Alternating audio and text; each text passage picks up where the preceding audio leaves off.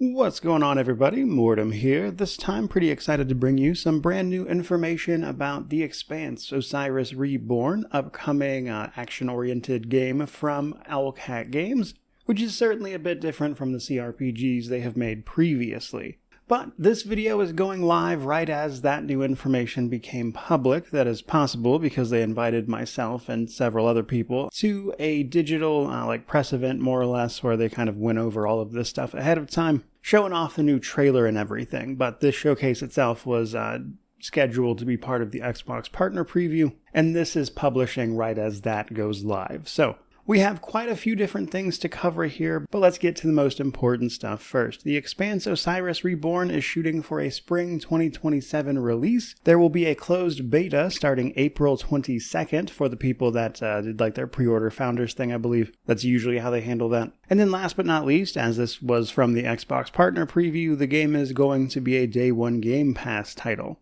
And while all of that is pretty interesting in and of itself, we have plenty of more details to cover, as you would probably imagine, including some details from the trailer itself, the companion reveal they did over with PC Gamer, and a handful of other things. But let's start first with the closed beta details. So as I mentioned, this is starting April 22nd, but what is it? What does it encompass? That kind of thing. So the closed beta is going to handle an early game story mission. However, despite being technically one mission, it's going to include a lot of things that are basically going to allow them to get feedback and details so they can test out a lot of the core systems and mechanics as they work towards that spring 2027 release. To that end, the closed beta is going to cover basically all the game's major systems, interactions with companions, choices, consequences, the upgrade systems, a look at some of the initial customization options but not full character creation. In fact, you're going to be able to play either an Earther or a Belter, and of those two, you can either be an officer or a hacker,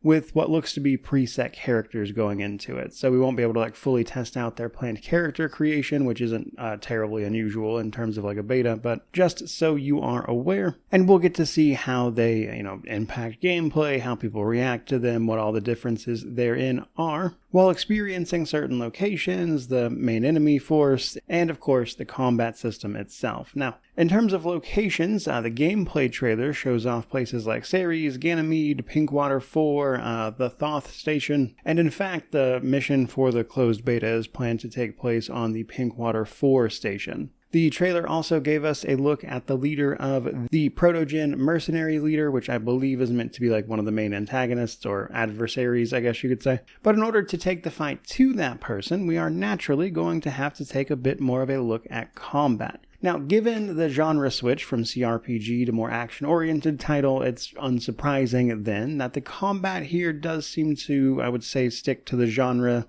traditions, I guess, for things like, Mass Effect might be the easiest way to put it. But to that end, cover shooter mechanics are going to be a big part of it. They did mention that cover plays a pretty central role. However, you should, depending on things like difficulty and the route you actually take for customizing your character, as there will be different loadouts and stuff, it should be possible to play a more action-oriented build, just in case you were curious. Now, what was especially interesting to me, though, is that they have confirmed that there will be an active pause system, though realistically it's more like an active slow. When you hit this, the game will slow down to about 10% of real time, which is going to, of course, allow you to make slower decisions, think about the situation, figure out what you want to do. Because while a lot of the central gameplay is just shooting your weapons, of course, there will be all sorts of abilities and gadgets and things you can activate and utilize to try to influence the tactical situation around you. We also have already got confirmed looks at things like the destructible elements of the game, so I'm sure some of that will come into play as well, especially with things like the cover systems. Now, another thing the closed beta and obviously the full game itself will allow us to do is get to know our companions, which will come with their usual, I would say, approach to things like romance, potential betrayals,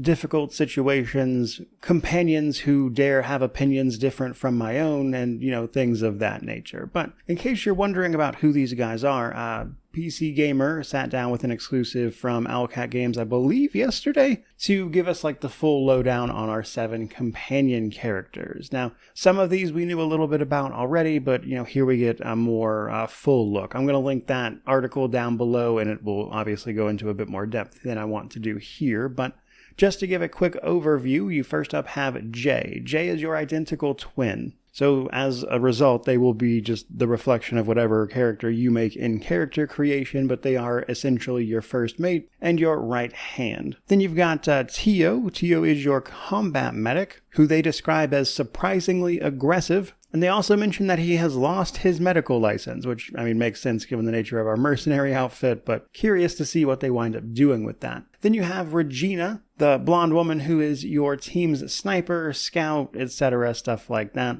They describe her as mysterious and aloof, so hard to say exactly what she's up to. Then there is Alicia. Alicia is your hacker, having abandoned corporate life to tackle more stimulating problems, let's say. Then the redhead is Polly. Polly is basically like a demolitions expert, best I could tell. Heavy armor, support, things like that. Curious how that will play out. And then for our last two, we've got Michael and Zafar. Now, Michael is essentially your assault gunner type. They describe him as someone who became disillusioned with the UN before joining private security, before getting tired of that, and then finally, of course, signing on as a mercenary. Last but not least, we've got Zafar. Zafar is our engineer character, utilizing things like gadgets, etc. to turn the tide on the battlefield, though they do describe him as being a bit quiet. I do not have the details of like who is romanceable, all that information. I imagine we will get it eventually, but I just don't have it right now. And as a little bit of a reminder, you'll be able to take 2 of these companions with you on missions. However, the other ones will be talking to you and providing support via like the comms system. And now I'm interested to see how that works in practice.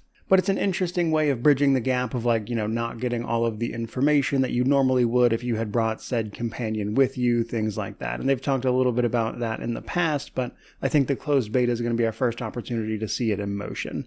Now, last but not least, before I start closing out this updated details video talking about everything for the Expanse that was just announced, we have the game length. Unsurprisingly, this is a pretty stock standard answer, in that they are shooting for the game to be around 30 or so hours in length, but they expect a lot of variation there based on how much content you choose to do or not do, and it could be faster than that or much longer depending on, of course, play styles, difficulty, etc. But moving on to thoughts here. So before I start wrapping this video up in full, I did want to mention that I thought it was interesting that this game in particular showed up on the Xbox Partner Preview, because if you've played Owlcat's previous work, they've been a pretty PC-centric channel. So them working with Xbox, who of course is associated with Microsoft and thus PC, isn't like the most surprising thing in the world. I just thought it was of note, given the, of course, genre shift, which I've actually even made a video talking about how a lot of times the people who make CRPGs go on to make action RPGs next. But regardless of that switch, I think it's really no surprise that Owlcat is getting more and more notoriety as they have made, I would say, very beloved CRPGs. Wrath of the Righteous remains my personal favorite game. But as I have mentioned previously, this title in particular is going to be, I would say, a pretty pivotal moment for them, not only for the genre switch, but also everything else that entails, as we see from just the nature of this preview, in my opinion.